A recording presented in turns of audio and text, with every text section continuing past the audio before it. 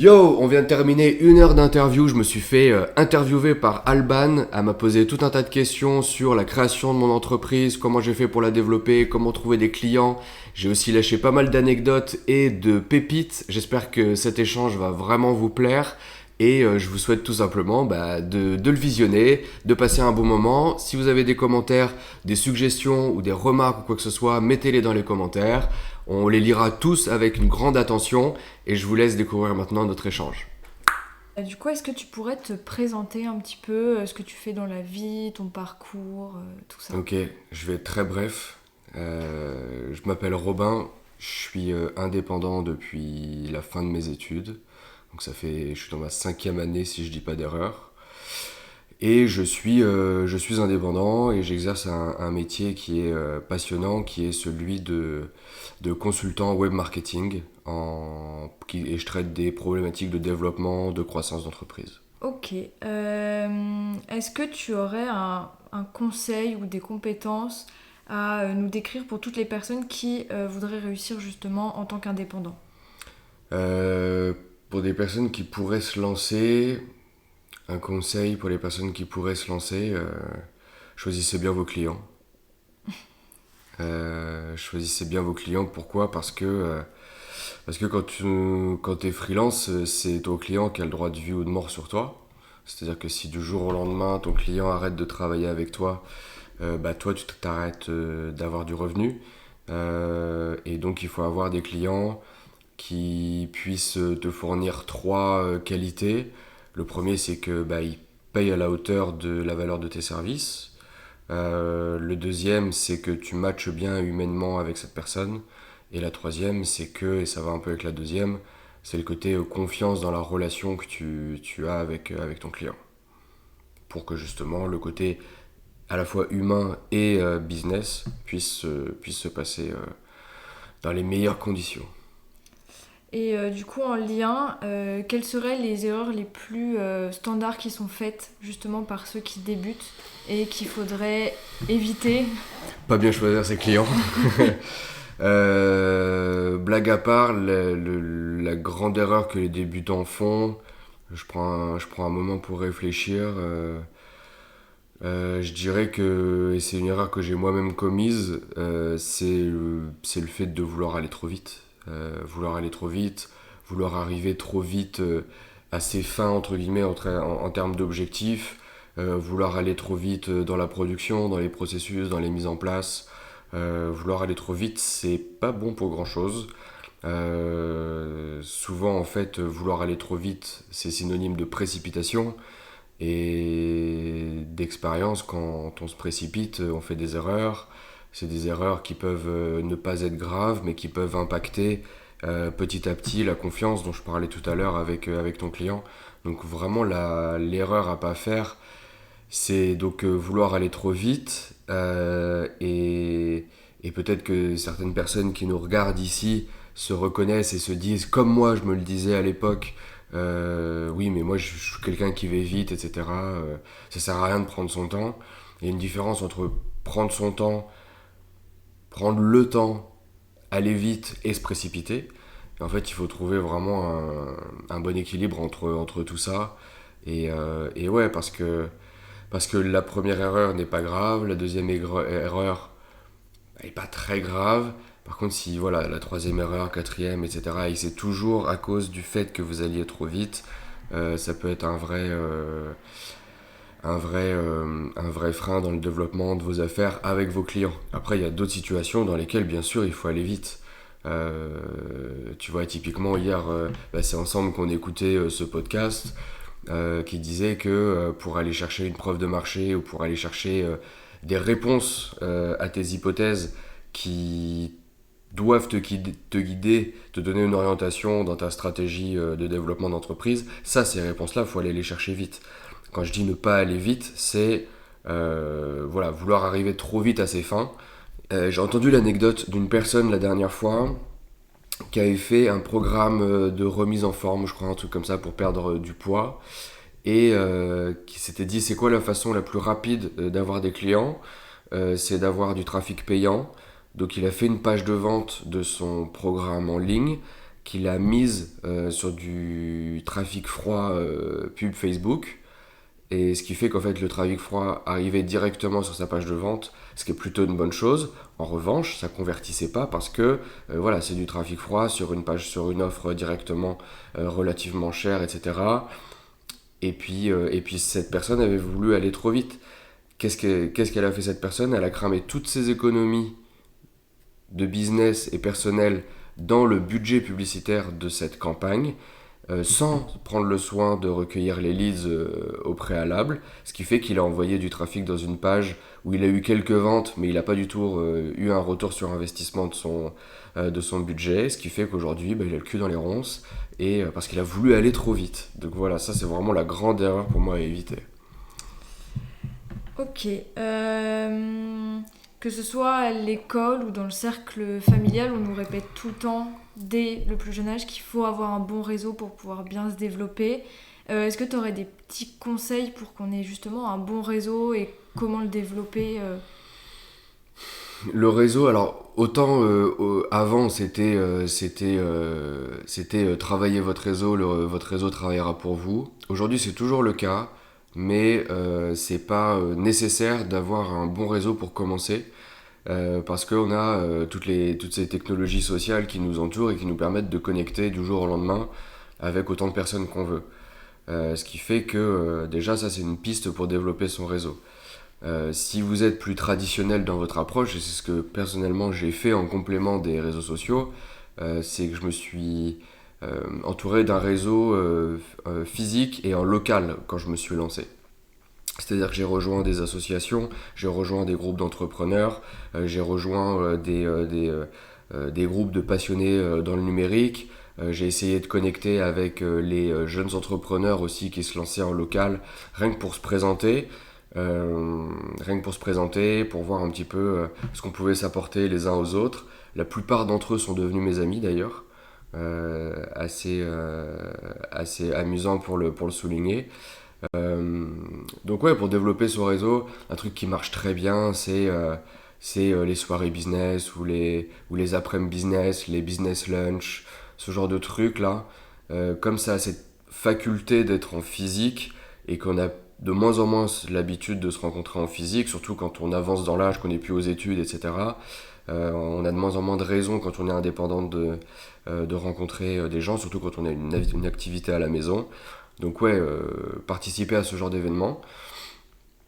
Et après en ligne faire la même chose en fait. Essayer d'aller voir quels pourraient être vos confrères, vos consoeurs avec qui vous pourriez connecter, tout simplement pour faire connaissance, avoir des échanges de bons procédés, échanger sur le business. C'est toujours hyper valorisant et hyper enrichissant d'avoir des discussions avec ses pairs.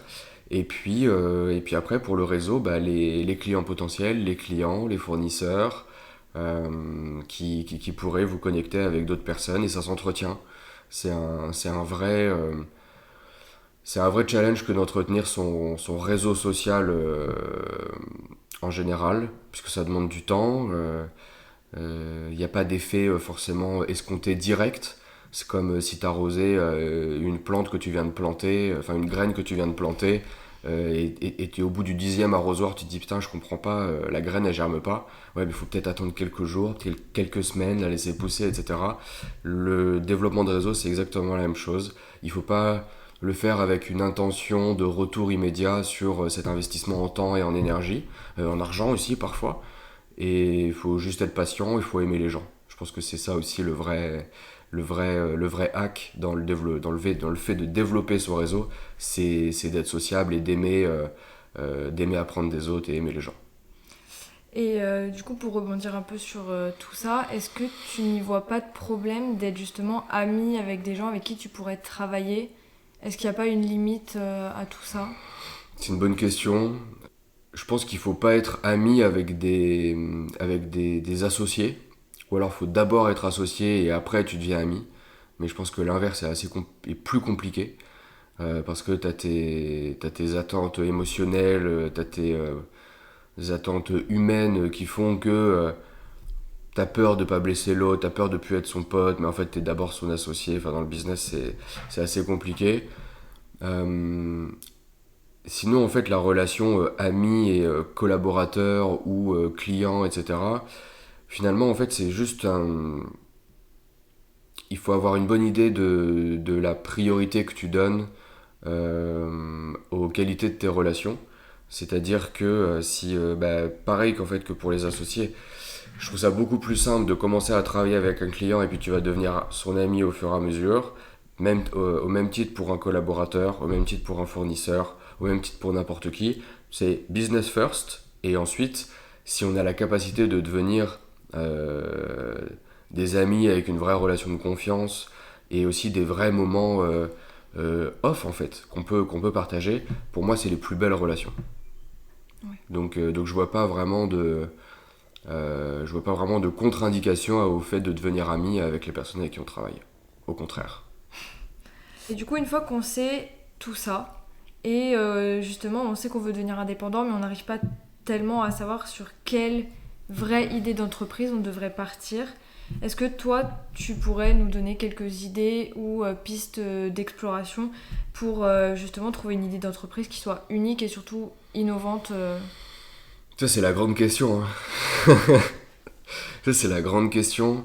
Et il n'y a pas de... Il faudrait une grande réponse en fait. Il y a plusieurs bonnes idées pour faire son entreprise.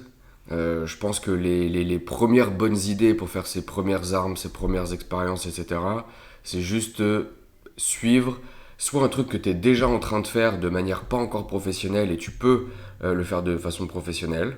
Je sais pas, moi, tu fais de l'animation pour enfants quelques heures par semaine en mode bénévole. Ça pourrait devenir un business. Tu fais du babysitting comme ça, en mode pareil, 2 heures le week-end ou un truc comme ça, tu peux en faire ton business. Tu peux en faire un business. Donc je dirais le business le plus facile à faire, c'est faire quelque chose qu'on fait déjà, et de façon mais juste le transformer de façon professionnelle. La deuxième façon, la plus facile de faire son entreprise, c'est de réaliser quelque chose dont on a vraiment envie. Euh, quand j'étais étudiant, euh, j'avais vraiment envie d'organiser des soirées et de proposer des vrais moments de partage, de fête, des vrais moments de grande convivialité entre étudiants. Je l'ai fait. Je me suis pas posé la question de est-ce que ça va marcher, comment est-ce qu'il faut que je fasse, etc. J'avais vraiment envie de le faire et du coup j'ai trouvé une façon euh, à mi-chemin entre le professionnel et le côté amateur, c'est que je l'ai fait de façon associative.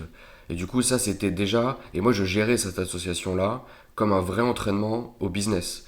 Donc, s'il y a des personnes qui sont étudiants, qui sont même dans des BDE, etc., et je sais que typiquement dans les écoles de commerce, c'est ce qu'on recommande de faire, s'inscrire, même dans les écoles de com, s'inscrire dans une association, le faire, avoir une belle assiduité, le faire, s'engager avec le projet et le faire de façon sérieuse. Il n'y a pas un meilleur, il y a vraiment pas de meilleurs entraînements à créer un business que celui-ci. Donc ça c'est vraiment pour commencer, c'est vraiment pour faire ses premières armes.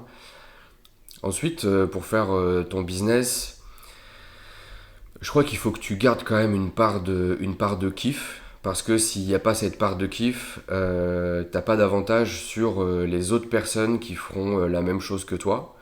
Et je pense que l'acharnement et le travail personnel peut être un avantage concurrentiel dans le lancement de ton entreprise. C'est-à-dire que si tu kiffes ce que tu fais, tu auras moins de mal à travailler un peu plus que tes concurrents qui kiffent pas eux ce qu'ils font.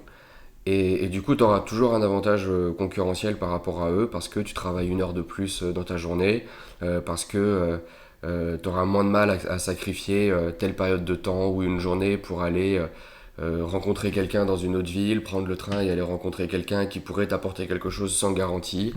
Tu auras moins de mal à passer du temps 100% entre guillemets gratuit, voire perdu, à t'éduquer sur ton sujet, à aller voir des articles d'autres personnes, d'autres pays, etc. Et du coup, tu auras toujours un avantage concurrentiel. Et on sait qu'aujourd'hui, la concurrence se fait de plus en plus rude parce que c'est très à la mode d'entreprendre. Et que si tu n'as pas cette part de kiff dans le développement de ton entreprise, c'est quelque part un peu dommage. Donc faut que tu gardes un peu de kiff et la majeure partie de ce que tu dois proposer, et je dis ça parce que je vois beaucoup de... Je sais pas si ces personnes-là entreprennent vraiment d'ailleurs. Je vois beaucoup de personnes sur les réseaux sociaux, dans les commentaires, partout, qui ont des idées de business où ils disent ouais voilà moi mon business c'est ça, et t'es en mode putain il y a vraiment un marché pour ça. Alors des fois t'es surpris, t'es en mode oui il y a un marché pour ça et je l'aurais pas deviné, ce marché j'aurais pas deviné qu'il était de cette taille là.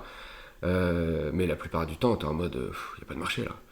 Donc le deuxième point sur lequel il faut vraiment avoir un regard très précis et avec des données. Il faut aller vraiment chercher des données concrètes. Il ne faut pas juste suivre son intuition, aussi bonne soit-elle, le truc de dire bah oui, ça c'est sûr, ça va marcher. Mais aller vérifier qu'il y a effectivement une demande. Ça paraît super simple comme conseil, mais combien il y a de recherches dans ta zone de chalandise chaque mois sur Google par rapport à ta thématique. Est-ce qu'il y a déjà des concurrents en place dans ton domaine? Est-ce que sur les réseaux sociaux, il y a des créateurs de contenu qui pourraient faire la promotion de ce que tu fais? Est-ce que les amis qui sont intéressés par ce que tu veux lancer, tu as des amis qui sont intéressés par ça et qui achètent et qui vont vraiment acheter ton produit ou ton service avant que tu la mettes sur un marché plus visible, plus public? Voilà, toutes ces questions-là, elles sont là pas pour vous emmerder, mais pour vérifier qu'il y ait bien une demande de marché. Et après, ce sera le rôle magique du marketing que d'aller rencontrer cette demande-là. Du coup, tu viens de nous dire que pour avoir justement une activité et une bonne idée, il faut forcément qu'il y ait une part de kiff. Ouais. Mais du coup, est-ce que il y aurait quand même un secteur d'activité à privilégier en ce moment qui est plus tendance ou qui marche mieux en général? Je pense tout de suite à deux choses. La première qui est un secteur, enfin qui est une façon de travailler, on va dire, qui est de moins en moins sexy, et donc du coup il y a de moins en moins de personnes qui veulent s'investir dans ce domaine-là, et ce qui fait que la demande grandit, et ce qui fait que l'offre prend de la valeur. Ça va être tous les métiers qui sont chiants et que personne veut faire. Donc c'est souvent des métiers manuels, des métiers physiques. Euh, Ça, il y a une vraie demande de ouf là-dedans. Voilà, après, il faut pas avoir les deux pieds dans le même sabot, mais les restaurants, ils recrutent tous les métiers, l'hôtellerie, ils recrutent tous les métiers, euh, tout ce qui est les business d'entretien, espace vert, ménage, nettoyage de voitures, nettoyage de canapés, enfin tous ces trucs un peu pas sexy, ça recrute à fond. Et si vous lancez une entreprise dans un de ces domaines, elle peut certainement marcher. Un truc dans lequel il faut pas se lancer, c'est dans tout ce que l'intelligence artificielle peut remplacer et peut le faire 100 fois plus vite que vous, à un coût 100 fois plus bas et 100 fois mieux que vous. Là, tous les domaines où vous pourriez être remplacé par l'intelligence artificielle, déjà aujourd'hui ou demain, parce que là ça va très vite, n'allez peut-être pas là-dedans. En tout cas, pas de façon traditionnelle. Après, vous pouvez faire les efforts qu'il faut pour vous former, utiliser ces technologies pour repackager, imaginer un nouveau service qui viendrait répondre du coup 100 fois mieux, 100 fois plus vite et 100 fois moins cher à un même besoin. Ça, tout ce qui est business basé sur l'intelligence artificielle, allez-y, testez. Maintenant, on a notre idée, Ouais. on a notre réseau, mais comment on a nos premiers clients, par quels moyens on peut les avoir, que ce soit rapidement et surtout avoir des clients de bonne qualité par rapport à ce qu'on recherche. J'adore cette question du premier client parce que on n'aura qu'un seul premier client dans notre vie, et si tout se passe bien, on s'en souviendra toute notre vie de ce premier client. Et en vrai, pour moi, c'est le plus facile à avoir, le premier client. Pourquoi? Parce que t'as rien à perdre. Et que, comme je le disais tout à l'heure, si tu le choisis bien, tu pourras travailler avec lui, tu pourras grandir avec lui, tu pourras évoluer avec lui ou elle. Et c'est une personne qui pourra En fait, c'est une personne particulière parce que tu dois pas le faire payer coûte que coûte ton service, mais tu dois lui rendre le service coûte que coûte par rapport à ce qu'il a demandé. C'est-à-dire que tu dois pas te contenter de à peine répondre à sa demande. Si tu peux répondre à sa demande plus 50% de valeur en plus pour cette personne-là, fais-le. Pourquoi parce que cette personne-là pourra très certainement recommander tes services à ses potes, pourra certainement te faire un témoignage écrit, te faire un avis en vidéo par rapport au service que tu lui as offert. Et du coup, tu pourras t'en servir pardon, pour aller démarcher un deuxième, un troisième, un quatrième client. Et que surtout continuer à travailler avec lui dans le temps. Donc la stratégie la plus simple, il faut que ce soit quelqu'un, soit que vous connaissiez, soit que ce soit une connaissance de quelqu'un que vous connaissez. Pourquoi ? Parce que la stratégie marketing la plus puissante du monde, c'est le bouche à oreille. Et je pense que ça restera toujours le bouche à oreille. Euh, ces personnes que vous arrivez à toucher en bouche à oreille sont les plus faciles à obtenir pour signer un contrat. Si vous proposez un service, peu importe lequel, essayez de voir dans votre répertoire qui pourrait être intéressé. Vous faites une liste. Quand vous avez terminé cette liste, vous refaites une liste de personnes qui pourraient connaître des personnes qui pourraient être intéressées par votre service. Vous appelez tout le monde, vous préparez une petite phrase, deux, trois phrases max qui résument très simplement ce que vous faites. Il faut vraiment qu'un enfant de 6 ans et demi puisse comprendre. Et surtout, tenez pas la jambe aux gens. Surtout, ça c'est. Vous n'êtes pas le gros relou qui va essayer de faire signer son contrat en cassant les pieds à tout le monde. Mais vraiment, faites-le pour quelqu'un qui va vous reconnaître votre service et la valeur de ce que vous lui avez apporté. Donc ouais, les premiers clients les plus simples à avoir, c'est son réseau, le réseau de son réseau. Vous appelez tout le monde, le contact humain, ça marche très bien. Et voilà. Et d'ailleurs, ça me fait penser à l'anecdote. Moi, mon premier client, ça a été une connaissance de quelqu'un de mon réseau. Et je cherchais même pas à signer cette personne-là que je l'avais signée. En fait, ça c'est une bonne histoire, je pense, à mettre. Je travaillais sur le lancement de mon entreprise. Donc je sortais... ça faisait quelques mois que je sortais de l'école, tu vois, master 2 en poche, etc. J'étais en mode, je veux faire ça bien, je vais faire exactement ce qu'on m'a appris à l'école, je vais d'abord tout théoriser, tu vois, je vais définir ma cible, mon offre, mon message, etc., etc. Et pourtant que j'étais en train d'écrire, il y a une personne qui rentre dans le local où je bossais, et je l'entends parler de loin, et puis j'arrive à comprendre que c'est quelqu'un qui lance aussi son entreprise. Et du coup, je vais voir cette personne pour savoir qu'est-ce qu'elle lance comme business. Moi, je suis très curieux. Surtout à l'époque, j'étais vraiment très ouvert au partage d'expériences, etc. Et donc, cette personne me raconte que voilà, et ça faisait plusieurs mois qu'il travaille sur la création de son entreprise, qu'il va lancer bientôt son entreprise et qu'il va avoir besoin de quelqu'un pour faire de la communication sur Facebook à base de contenu vidéo, de publicité, etc. Et je dis, bah voilà, c'est incroyable qu'on se rencontre parce que moi, c'est exactement le service que je vais proposer là, tu vois, dans l'entreprise. Il me dit, bah, est-ce que tu as une carte? Est-ce que tu as déjà des projets? J'ai dit, ben non, en fait, je suis même pas encore lancé. Mais si tu veux, on peut se revoir pour travailler ensemble. Et on s'est revus et on a travaillé ensemble. Et j'ai signé comme ça mon premier client avant même d'avoir ouvert mon entreprise. C'est impressionnant. Ouais, c'était un peu lunaire comme rencontre. Ouais, mais c'est trop bien. C'est un bon début. 3500 balles le premier client. Très bon J'étais début. en mode, wow, c'est cool. Et là, c'est plutôt une question pour toutes les personnes qui n'osent pas se lancer, qui ont peur. Est-ce que tu aurais des conseils pour minimiser les risques ou les incertitudes que toutes les personnes peuvent avoir et qu'elles se disent vraiment, ok, j'y vais maintenant, c'est bon? Lancez pas de business. En vrai, il n'y a pas de conseil pour réduire les risques. Les risques font partie de cette aventure. Les peurs font partie de cette aventure. Il n'y a pas de technique pour pas avoir peur. à moins d'être une vraie tête brûlée, et il y en a, à moins d'être un total inconscient, et il y en a. Après, il peut y avoir des moments d'inconscience où on ne se rend pas compte des risques parce qu'on n'a pas d'expérience, on est jeune, etc., etc. Et parfois, c'est ce qui fait que ça marche. C'est que comme c'est Mark Twain qui disait ça, là, ils ne savaient pas que c'était impossible, donc ils l'ont fait.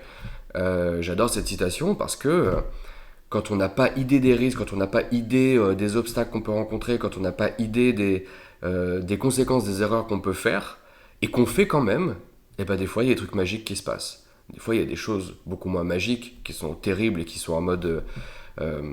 qui vous ralentissent dans le développement de votre entreprise. Il y en a même qui abandonnent. Mais ces erreurs font partie du game. Si tu avances et que tu fais pas d'erreurs, ça veut dire que tu progresses pas. Ou alors c'est que tu as déjà un niveau hyper avancé et qu'est-ce que tu foutais pendant toutes ces années. Donc non, il n'y a pas vraiment de conseils, de stratégie ni de méthode pour réduire les risques. Si ce n'est, si vous avez des angoisses, du stress, comme ça, bah, les trucs un peu de sophro, et après, il faut y croire, il faut être là-dedans, quoi. C'est beaucoup de mindset, c'est de l'auto-persuasion, c'est le fait de créer ses propres schémas de pensée, ses propres... comment dire ça? Ouais, son propre monde, en fait. Le truc de dire... et accepter les erreurs qui sont pas encore là, accepter les conséquences parfois destructives des erreurs que t'as pas encore faites, d'accepter tout ça, d'être à l'aise avec ça, que tu dises bah, même si ça se passe, de toute façon ça fait partie du processus et les autres ont fait des erreurs, il n'y a pas de raison que moi j'en fasse pas. Être à l'aise avec tout ça, et puis après si ça suffit pas, déjà ça c'est pas mal. Et puis après, quand je parlais de trucs sophro, c'est un peu de méditation tous les jours, ça fait pas de mal. En fait, chacun a sa forme de méditation. Tu peux faire de la méditation de pleine conscience, tu vois, en mode 20 minutes par jour, sur ton canapé, sur ton lit, peu importe. Ça marche. Il y a des études scientifiques qui ont prouvé qu'il y avait des vrais effets à tous les niveaux sur la santé, et notamment sur la santé mentale, pour réduire le stress, réduire les angoisses. Donc ça marche très bien. Mais il y a plein de formes de méditation. Il y a des personnes, leur méditation, ça va être le sport. Il y a d'autres personnes, leur méditation, ça va être le jardinage. Il y a d'autres personnes, la méditation, ça va être passer du temps avec ses enfants ou en famille.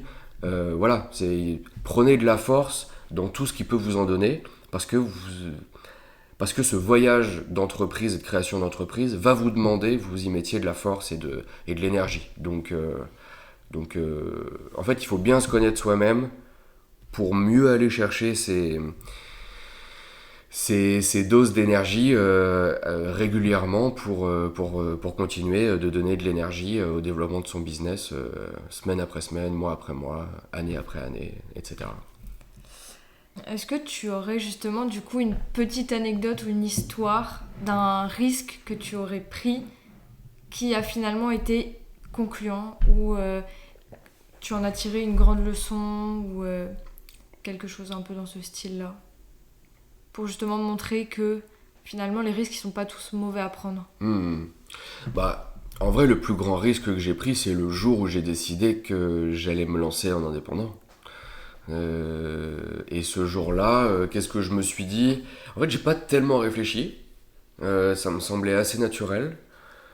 Et le risque que j'ai pris, c'est que effectivement, c'est un peu le risque dont tout le monde entre guillemets a peur, c'est le truc bah si ça marche pas qu'est-ce que je fais, et moi je m'étais dit bah si ça marche pas je ferai autre chose ou je recommencerai différemment. Mais en fait tu vois, en fait j'ai l'impression que les gens quand tu leur parles d'échec, à partir du moment où il y a l'échec il n'y a plus rien après, genre tu meurs.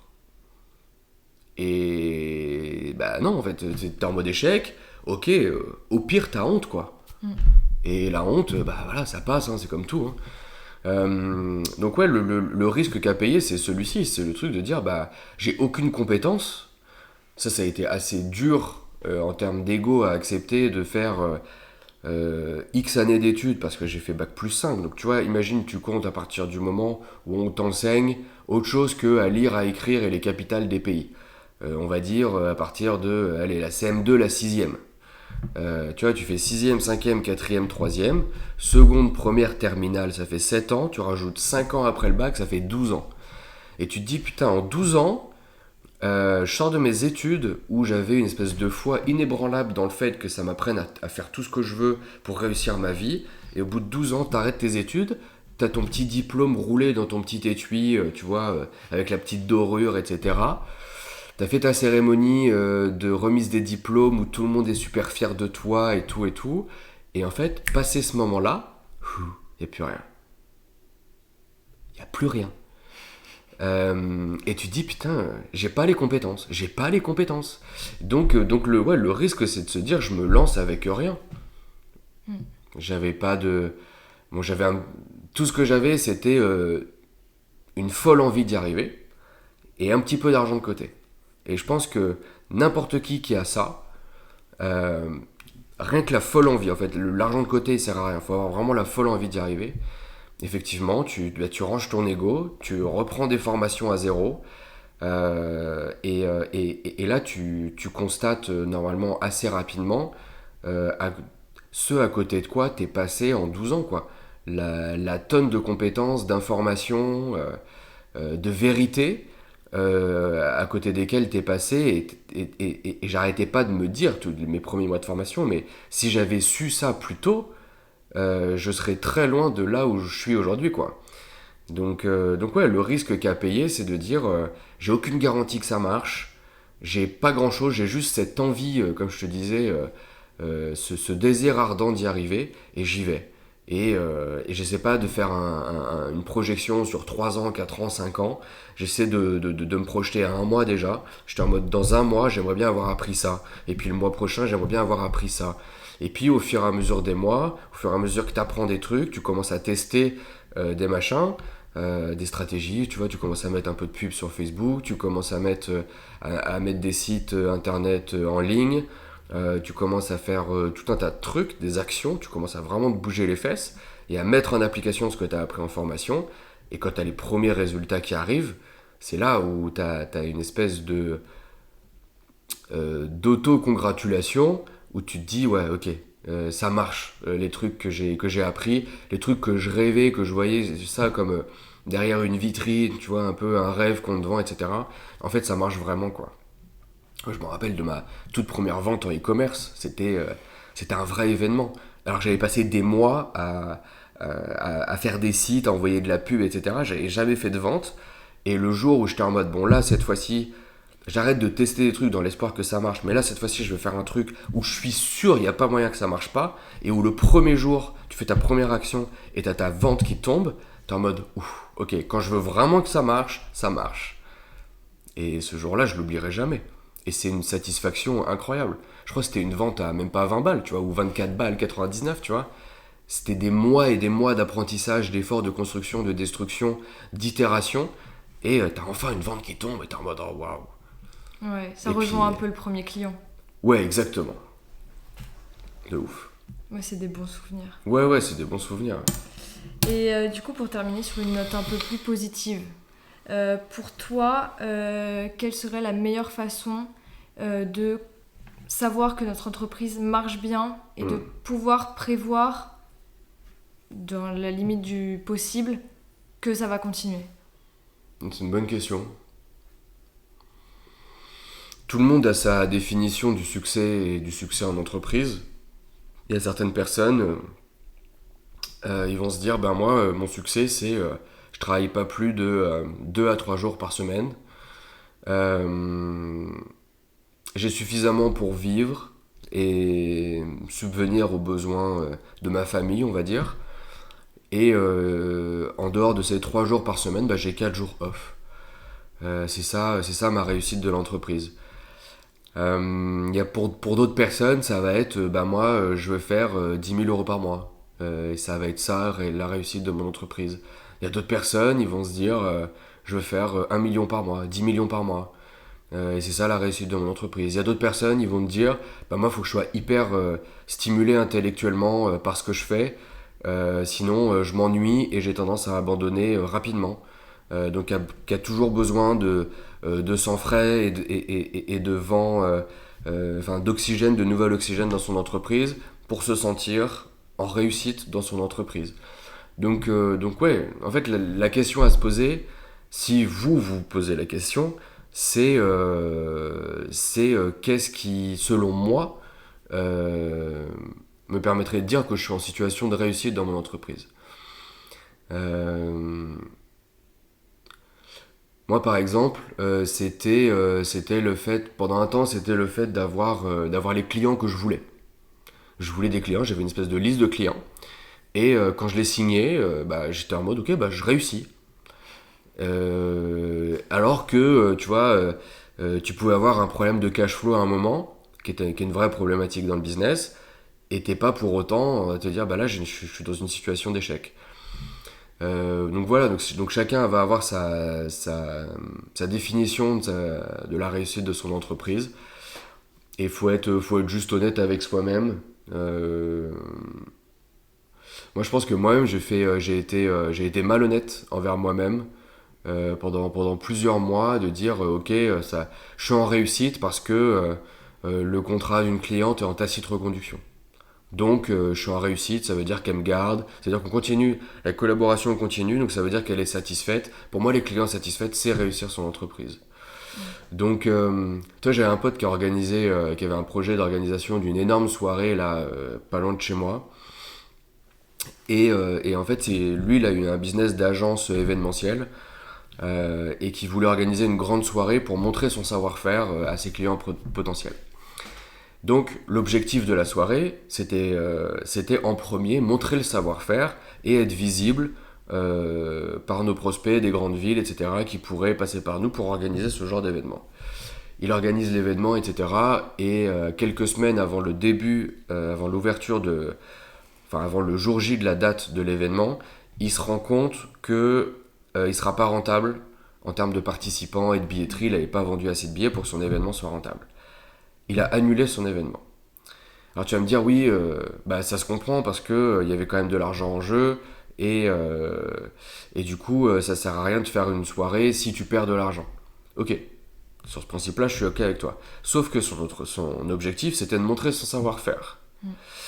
Donc en fait, il avait le truc qui s'était un petit peu caché à lui-même lui aussi, c'était que l'objectif, il était double. Il était de, effectivement, démonstration de savoir-faire, mais il était aussi du côté, on sait organiser des événements techniquement, artistiquement, etc. Mais on est capable que cet événement soit rentable ou qu'il perde pas trop d'argent. Si c'est une édition 1, voilà. Et donc voilà, ça illustre aussi le côté réussite de tel projet, de tel business et tout ça. Moi, par exemple, aujourd'hui, la réussite,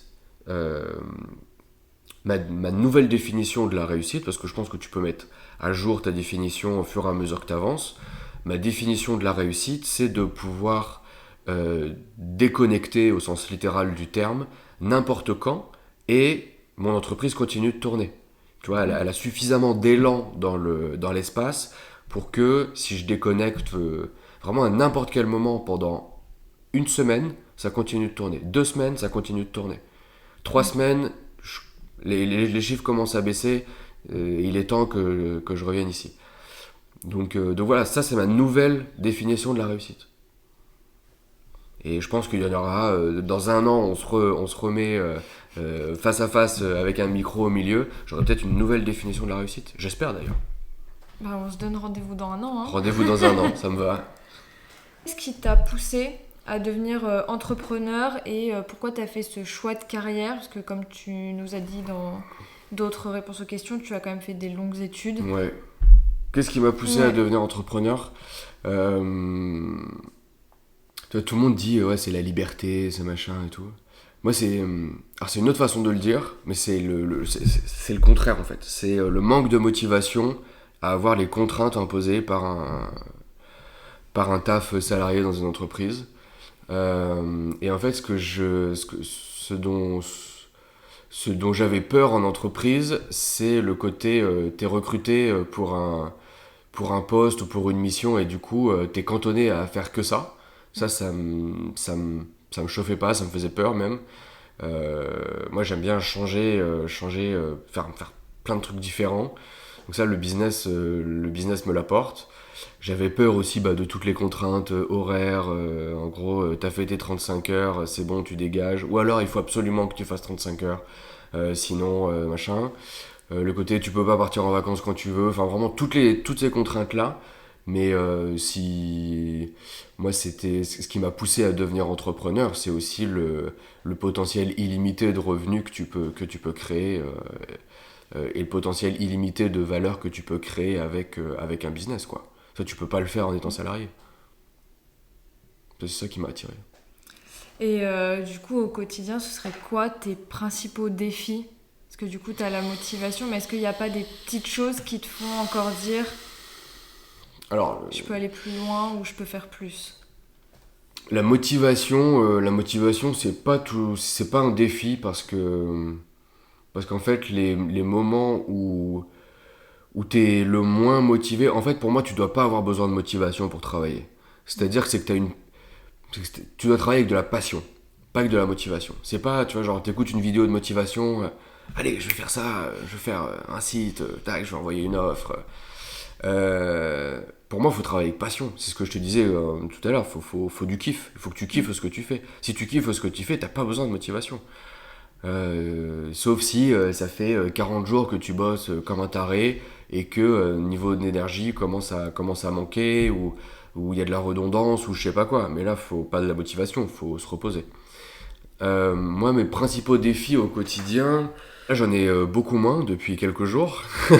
parce que, parce que justement, j'ai un peu balayé tout ce qui me mettait un peu trop de défis et qui était pas assez gros pour moi, pour que ça me chauffe et que ça me crée un enthousiasme et une détermination à les relever. Donc, j'ai un peu balayé d'un revers de main un tas de défis. Donc aujourd'hui, mes nouveaux défis, donc c'est des défis qui sont très concrets, c'est d'être le plus pertinent possible sur les contenus que je veux proposer à mon audience.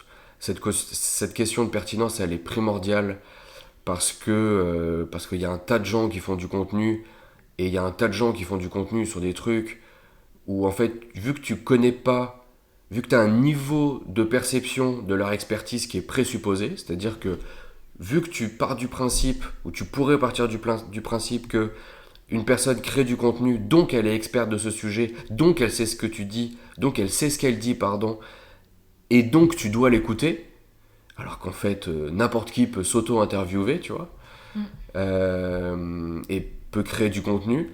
Donc pour moi, il y a vraiment un travail de pertinence par rapport à ça. Il y a un défi aussi de lutte contre l'obsolescence. Où ouais, c'est ça, comme un des sujets dont je parle, c'est l'intelligence artificielle. Tu peux être vite has-been sur tes contenus puisque toutes les semaines des nouvelles choses sortent, etc., etc. Donc c'est un sujet qui mérite des mises à jour constantes. Et c'est ce qui me plaît aussi, c'est-à-dire ne pas s'enfermer dans un truc un peu trop archaïque.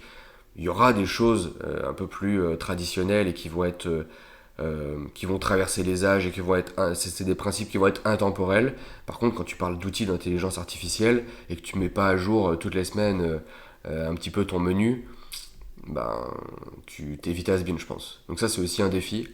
Et le troisième défi qui est la rapidité. Et c'est marrant parce que ça vient un petit peu contrebalancer ce que je disais au départ. Mais effectivement, aujourd'hui, dans la thématique de l'intelligence artificielle, les premiers seront récompensés. Il y a déjà, bien sûr, des premiers. Hein. Donc moi, je suis plutôt parti dans la stratégie des suiveurs. Mais je sais il faut pas que j'attende encore un an à rester en observation, etc. pour prendre la parole. Et c'est d'ailleurs ce que je fais aujourd'hui. Donc ouais, il y a un vrai défi de prendre la vague au bon moment. En gros, je prends toujours cette métaphore du surf parce que le surf, c'est un des sports les plus exigeants. J'ai essayé beaucoup de sports dans ma vie et le surf, avec le golf, je pense, c'est un des plus exigeants. Le surf, c'est surtout une question de timing en fait. Si tu commences pas à ramer au bon moment, si tu captes pas la vitesse de la vague, si tu n'arrêtes pas de ramer au bon moment et si tu te lèves pas au bon moment, bah genre c'est niqué en fait, t'es dans l'eau, la vague elle te passe dessus et c'est mort. Et voilà, et ça c'est la comparaison un peu grossière que je fais avec n'importe quelle nouvelle vague, nouvelle tendance qui arrive, etc. Il faut savoir la choper au bon moment. Et souvent le bon moment, c'était hier, ou il y a un an, ou il y a un mois. Et le deuxième bon moment, c'est un truc qu'on entend ça souvent, le deuxième bon moment c'est maintenant quoi. Mm. Donc voilà. Pour en être là aujourd'hui, tu as forcément vu des choses passer, des contenus, des livres ou des personnes. Est-ce que tu pourrais nous partager les choses qui t'ont le plus inspiré parmi tout ça et qui pourraient aider la majorité d'entre nous? Ouais. Je repense à surtout ce qui m'a inspiré et qui m'a beaucoup aidé au début. Je vais essayer de répondre avec tous les médiums différents. C'est-à-dire un livre, une formation, une personne, ce genre de truc. Ce qui est le plus inspirant, je crois, ça a été les personnes qui vivent déjà la vie que j'ai envie d'avoir. C'est toujours des bons rappels en fait de ce pourquoi on bosse, ce pourquoi on fait tout ça. De que ces personnes-là peuvent être des créateurs de contenu, mais c'est pas forcément les premiers. Moi, je dirais plus que c'est des personnes, tu vois, que tu croises dans des moments dans lesquels tu t'y attends le moins, et puis tu discutes avec ces personnes et tu te rends compte de beaucoup de choses. Et d'ailleurs, une des choses qui m'a frappé quand j'ai rencontré des personnes qui ont réussi, c'est qu'ils ont plus ou moins les mêmes problèmes que toi et moi. Alors que toi, tu te dis, quand tu auras réussi, tu n'auras plus du tout les problèmes que tu as aujourd'hui. Alors peut-être que si tu as des problèmes qui sont liés à l'argent, peut-être que tu en auras plus demain, mais peut-être que même si tu as de l'argent demain, peut-être que tu auras aussi des problèmes d'argent demain, ça veut rien dire, mais des problèmes personnels, des problèmes relationnels, des problèmes familiaux, donc voilà, donc ça c'est vraiment quelque chose qui m'a à la fois inspiré et gardé les pieds sur terre, le truc de dire ok, ta vie sera pas forcément radicalement différente quand tu auras réussi entre guillemets. Un bouquin qui m'avait vraiment inspiré, c'était The Millionaire Fastlane j'ai zappé l'auteur, mais peut-être qu'on le mettra, Ouais. on le mettra à l'écrit. Ça, c'est un bouquin que je qualifie de bête et méchant, qui te dit des gros principes hyper logiques et hyper chargés de bon sens, et qui te permet d'avoir le bon état d'esprit pour te lancer, faire une entreprise, être ambitieux, te donner le droit d'être ambitieux. Donc ça, c'était un bouquin qui m'avait beaucoup inspiré au début. Un autre bouquin qui m'avait bien inspiré, c'était The One Thing, dont j'ai oublié aussi l'auteur, on remettra aussi ici. Je retiens pas du tout les auteurs, moi c'est vraiment les titres. Et ça, c'est un bouquin qui te dit en une phrase, concentre-toi à faire la chose la plus importante dans ta journée d'abord, même si c'est pas celle que tu as envie de faire, mais la chose la plus importante, et concentre-toi là-dessus. Et je l'ai lu au bon moment ce bouquin parce que j'étais dans un moment où je succombais à ce qu'on appelle le syndrome de l'objet brillant, qui est de dire en fait, quand tu es entrepreneur, tu t'amuses à voir les problèmes partout. Enfin, tu t'amuses. C'est de moins en moins amusant, mais en tout cas, tu essaies d'aiguiser ton regard et ton ressenti sur ce que tu pourrais faire, tel problème, telle personne, elle te dit qu'elle a cette frustration, etc. Et du coup, tu as toujours le cerveau et l'esprit en ébullition, en ébullition, en ébullition. Ce qui fait qu'à un moment donné, en fait, j'avais des idées tous les jours, mais toutes les semaines, j'avais envie de faire un nouveau business. Et j'étais en mode, bah ouais, mais comme ça démultiplie mes chances d'y arriver, etc. Alors qu'en fait, c'est tout le contraire qui se passe. Tu dilues tellement ton énergie et tes efforts dans tellement de projets différents qu'il n'y en a aucun qui arrive à percer. Alors que la meilleure façon de réussir à faire percer un business, c'est de se concentrer sur lui et uniquement lui. Ouais. Après, il faut savoir s'arrêter aussi dans les Oui. cas où ça marche pas. Est-ce que tu pourrais me raconter du coup une anecdote inspirante? Ok, j'ai trouvé. J'ai une anecdote qui illustre le fait que ça marche de croire en soi. En gros, quand j'ai lancé mon entreprise, quand j'ai lancé officiellement mon entreprise en termes de services d'agence, etc., j'ai un ancien collaborateur qui avait changé d'entreprise, que j'avais rencontré dans l'entreprise dans laquelle je travaillais à l'époque, qui a changé d'entreprise, et qui m'appelle et qui me dit oui, tu travailles bien, j'ai cru comprendre en tout cas que tu bossais dans le digital, internet, etc. Donc déjà quand tu as une demande comme ça, tu es en mode ok, qu'est-ce qu'il va me demander? Et je dis oui, oui, c'est bien ça, tu as bien compris. Il dit bah là en fait j'ai pris mon nouveau poste dans cette entreprise, qui est une grande entreprise, qui est une des plus grandes entreprises dans le tourisme en France, et qui me dit j'ai besoin d'un blog juste en interne de mon service pour pouvoir communiquer plus facilement avec mes équipes, etc. Il a un service qui au pic de la saison, peut faire peut-être 150 personnes, quoi, si ce n'est plus. Donc il avait besoin d'un petit outil pour pouvoir communiquer avec tout le monde, etc. Et moi, je te resitue quand même sur là où j'en étais à l'époque. Moi, j'avais fait que des sites e-commerce avec Shopify, quoi.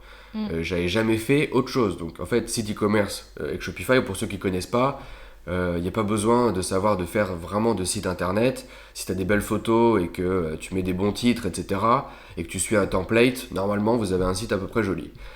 Donc moi j'avais juste fait ça. Et il me dit est-ce que tu sais faire un blog, etc. Est-ce que tu sais me faire un blog? J'ai dit bah... En fait je lui dis oui, mais je sais pas faire. Genre je sais pas faire ce qu'il me demande, mais je lui dis oui.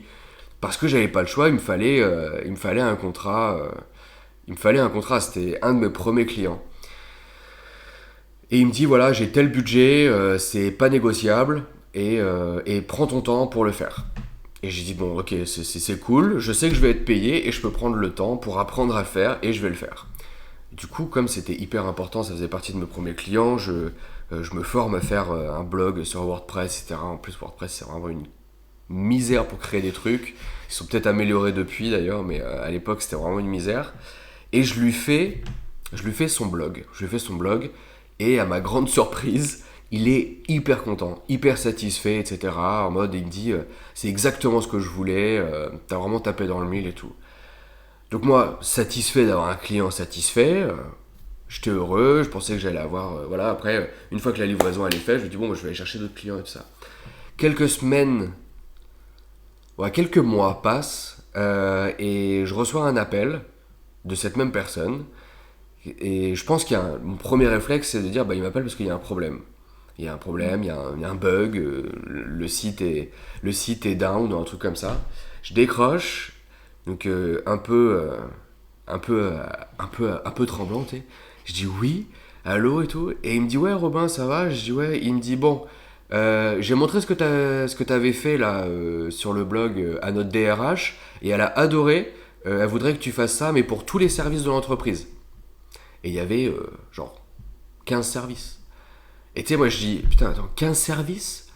Une fois que j'avais déjà fait une fois, donc tu vois, j'avais plus qu'à dupliquer tout ce que j'avais fait. Et j'étais en mode, j'avais fait le budget fois le nombre de services. Je dis, ah, mais je vais prendre un bon billet là-dessus. Et puis encore une fois, je m'attendais pas du tout à ce qu'une boîte de cette envergure-là me demande un service aussi impactant pour leur communication, pour leur logistique interne, quoi. Et donc je dis, oh waouh, bah trop bien, merci, parce que je sais que t'as été un bon ambassadeur pour moi, etc. Elle dit, est-ce que je peux donner tes coordonnées? Je dis, bah bien sûr, donne-lui. Et je raccroche, donc hyper content. Quelques jours ou dans l'après-midi, je sais plus, la DRH m'appelle ou elle m'envoie un email et elle me dit, bah voilà, j'ai ce projet-là, est-ce qu'on pourrait se rencontrer? Donc moi j'habite en province, il fallait monter en Picardie. Donc moi à l'époque j'avais une voiture pourrave.